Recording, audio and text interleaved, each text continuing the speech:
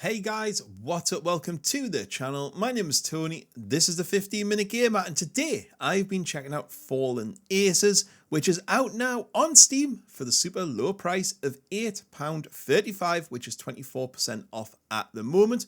So for that you get one episode. Also in the future you'll get full mod support and a level editor. The A.C.E.S, watchful guardians of Switchblade City, have been taken down one by one. Now it's up to one man with two fists to get to the bottom of it all. Fallen Aces is a crime noir FPS that plays right out of the 90s and looks like it's right out of the comics. Before we get into it, don't forget to drop this channel and subscribe so I head ever closer to my next target of 20,000 subs. And hey, while you're there, why not drop the video a like? Right, let's go on with gameplay. So yeah, this is an FPS at its heart. It's part boomer shooter, part brawler, part stealth, I guess if I had to describe it.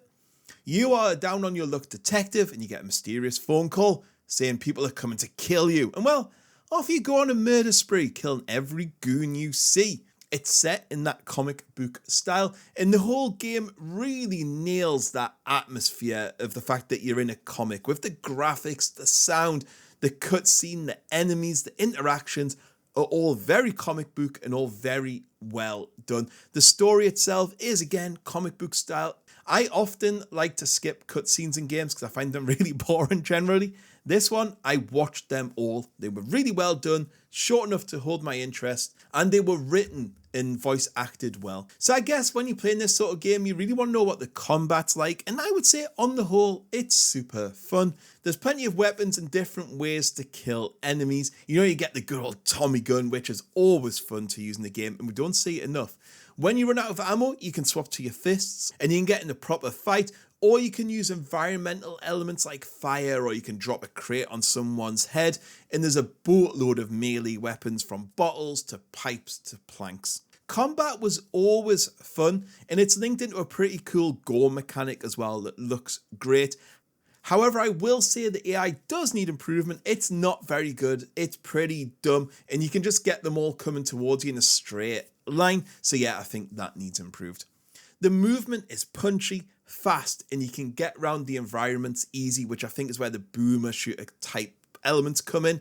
Jumping is forgiven, so say when you're platforming, and there's secrets and other things around you to find about. So there's a lot of verticality, you're not just going in a straight line on the ground.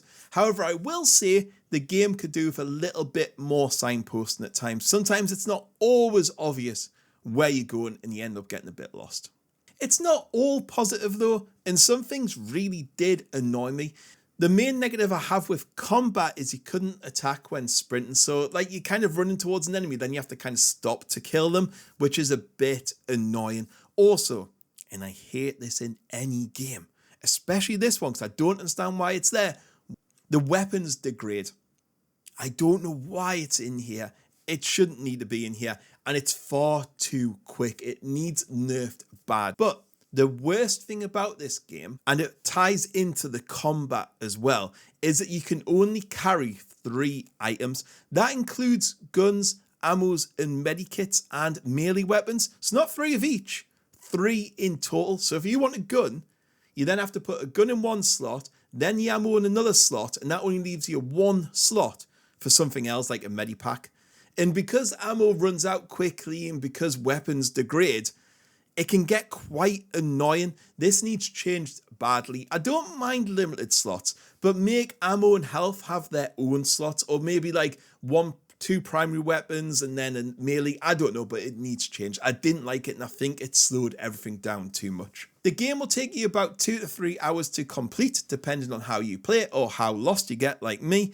And remember to save often. There are no autosaves in this game. And again, that's something that was a bit of a negative for me. I think when you reach a certain area or place, it should autosave. Because when you're trying to play this sort of game that's quite quick, but you can die quickly, you know, you need it to have saved. Moving on to graphics, sound design, and bugs and performance.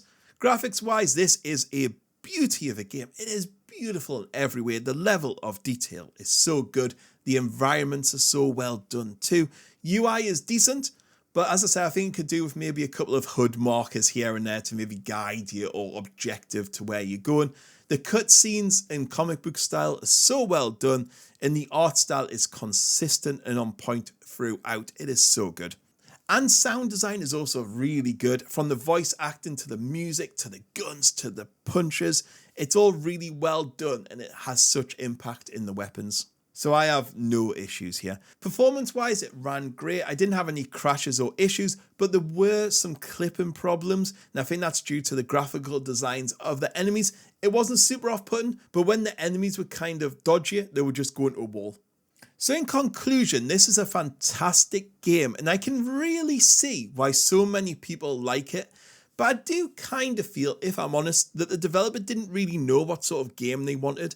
Like, did they want a boomer shooter or a stealth game? And they kind of hit somewhere between the two. And to me, it missed the mark on both of them. It wasn't good enough to be stealthy, but also with the limited capacity, it wasn't good enough to be a boomer shooter. Like, there just isn't enough guns and ammo and infantry space to be that boomer shooter. And the stealthy gets seen too easily and noticed, and the mechanics aren't really there to be stealthy. So I would like to see the next two acts maybe being a bit more focused on one or the other. Maybe Act 2 could be all stealth, Act 3 could be boomer shoot. I don't know, but something needs to change there. However, with all that being said, this is really, for me, a must-buy. It's a fantastic game. The dev team seemed great, and £8 for 2 to 3 hours experience at the moment, which will be expanded on, is totally worth it in my eyes. This game is so good.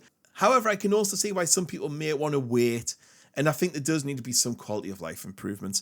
Anyway, guys, that's all I have to say on the matter. Goodbye, and catch you later.